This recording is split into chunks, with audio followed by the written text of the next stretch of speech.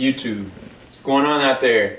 This is SCL0320. I am back and I am so happy to be back, y'all. I have been pretty sick, temporarily in the hospital, just rough all week. But I was like, I wanted to pick tonight to give y'all a lot of interesting stuff. I wanted to make sure y'all got the first comment reel #1. I wanted to make sure y'all were able to get our first book review at Ruby Volume 1, Volume 2. First review for Birdman, which I have seen months ago. But then I was like, you know what? I've got to do something I have never done before, which is one of my favorite shows, The Walking Dead. I've not done a review for any episode. Partially because I did not want to watch. I didn't want to give y'all a review if I hadn't looked at the seasons. Y'all know how I am. I'd rather go through each one of the seasons and go through each episode instead of just starting in the middle of something and just giving a review. But I said, you know what? I want to do this. And tonight's episode was like the perfect opener and a great segue into opening y'all up to the start of me doing reviews for The Walking Dead. We are on season 5, and oh my gosh, the things that have happened in this season has just blown my mind. The name of tonight's episode was Remember. I'm gonna read a brief synopsis of it, but then I'm gonna get into the meat and core of what I really want to talk about.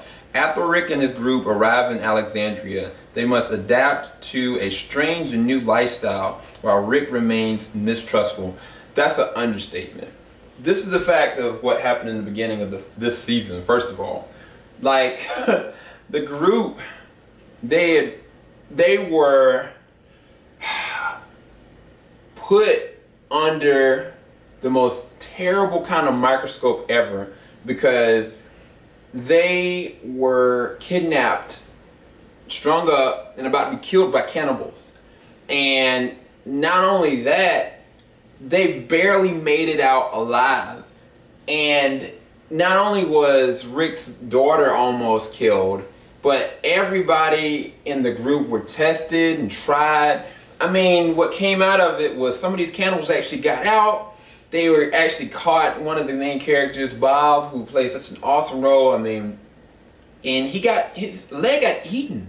His leg got eaten off, you know? And I mean, what was even worse was the fact that he was already dying and he got bit. And the byproduct of that, Sasha's mentality, her morale's just ripped away. I mean, the things of the past that happened with Shane and with Lori and with the fact that Carl had to kill his own mom, and all these different things that have been terrible for these people were nothing compared to stuff that they've dealt with just recently. And they barely made it out that. But then when the mid-season finale happened and Beth, the sweet Beth, Maggie's little sister, died and got shot because of somebody that was kind of like a dictator that didn't have control over her group, that she lost her life, and Daryl just went and popped her. And then after that, I mean, their souls just began to disappear on the screen. And from that point, 2 episodes or episode when it came right back on, you got another main character in Tyrese that's already kind of given up and has really kind of lost a part of himself that was meaning to really survive and the willingness to live. And I mean, he died. And I mean, the group has been defeated. They've been served up on a silver platter, but they have never been more stronger as a unit. They are dangerous as a unit, you know? And like having incorporation of new people such as Abraham and his crew, and I mean now Glenn and Maggie, they're seriously strong. I mean Carl, he's a soldier. I mean he could take care of himself without anything. I mean Michonne, but the meat and core of this is not about the battle. It's the willingness to survive. It's looking at a person, what are they willing to do and be to be able to survive in this. And Andrew Lincoln, oh my gosh, his character Rick Grimes has gone through one of the most amazing metamorphoses that I've ever seen, because with Breaking Bad, Walter White or Bryan Cranston, the character, watching him from episode 1 to the very end that I saw, you wouldn't believe the ending would be from what came from the beginning. And looking at this, it's the same exact regard, but then this episode was so potent. It was so potent because the group now, they're actually in Alexandria, where I actually live, Alexandria, Virginia, close by DC, because they're going to try to get to DC. They have entered into a community of people that are boarded up around walls that nothing can really get in. And they've been there. And they've been saved from having to do a lot of terrible, distasteful things. And they're being led by a lady by the name of Deanna that used to be a counselor.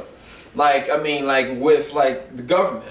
And so it's really interesting because she begins to do this interview with Rick and the group, and she wants to make them apart, and they, of course, none of them trust. None of them really do trust. But it's just so interesting because when you're watching the interviews, like, you're just hearing Rick at one point talking about, he's like, you shouldn't have let anybody in. This is not a place that you should let anybody in, because what people do on the outside, they assess and judge you to figure out if weighing, is it worth me keeping them alive or worth me taking them out for me to be able to survive? And I was listening to that, I was like, this isn't about him warning about people outside.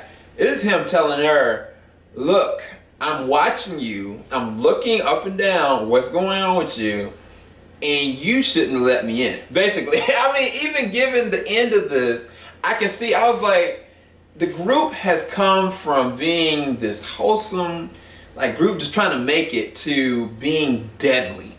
I mean, deadly. And it's like, now you're looking at, like, are these people gonna be the ruin of the people that are around her? But it's just so interesting interaction, because when you look at, like, people like Michonne, that she was the outcast. I mean, her and Daryl were like outcasts. I mean, Michonne was out in the wilderness with walkers that she was walking around with like it wasn't nothing. And I mean, like, take Sasha, for instance, that she just lost her brother. Like, she has the most to be the game to be something like Shane at this point. She has nothing. Like, her soul is gone. But then at the same time, what are the remembrances of her brother that are lasting in her to keep her from going to that point?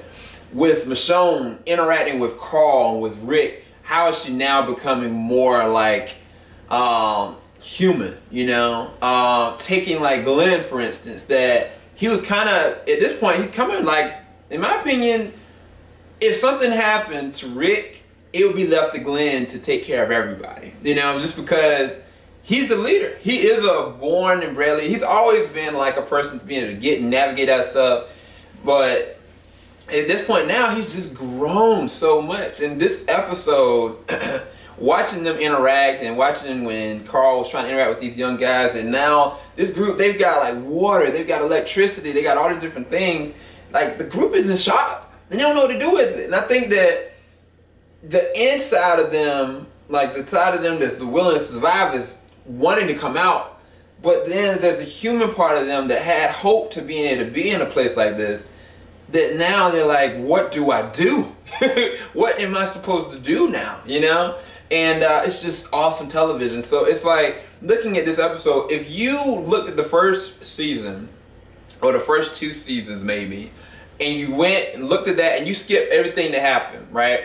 And you got just to this episode, the way that the actors are acting with their characters and getting and interacting with this, if they said 5 years or 2 or 3 years later to this point, you can just tell without knowing what they've really kind of gone through with the governor and all different things that happen with like the deaths in the prison and stuff like that.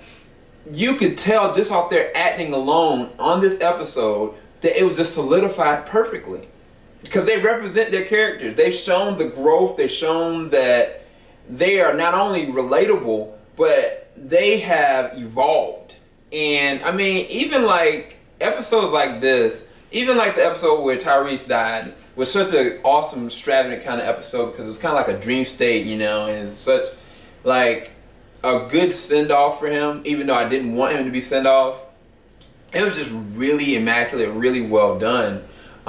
These kind of episodes people don't like because it doesn't really nothing really happens. There's no real progression. But to me, there's always progression because the characters are always evolving. They're always gone to a pinnacle where they haven't gone before because they're presented with something new. And this one, it's like there are some people that are afraid of good things happening for them because they are afraid to lose them. At this point, it's not even that they're afraid of good things happening. They just don't believe in it anymore. They don't believe in the reality of it. But the only thing that's keeping them there is the normalcy, such as this child, Judith. She needs something like this. She needs to be able to have a place to be raised at, to be able to live.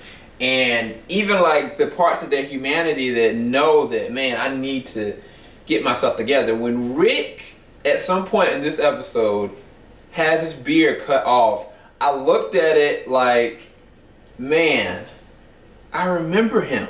You know, like that's what first thing I really thought. I remember him from the first season. You know, but the person that I've seen, that's not who that is.